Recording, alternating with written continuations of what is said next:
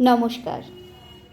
কবি সুনীল গঙ্গোপাধ্যায়ের লেখা তোমাকে যখন দেখি।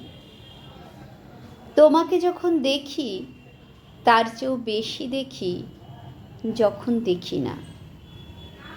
শুকনো ফুলের মালা যেরকম বলে দেয় সে এসেছে, চড়ুই পাখিরা জানে আমি কার প্রতীক্ষায় বসে আছি।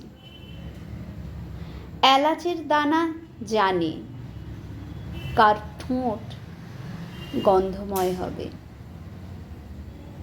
তুমি ব্যস্ত, তুমি একা,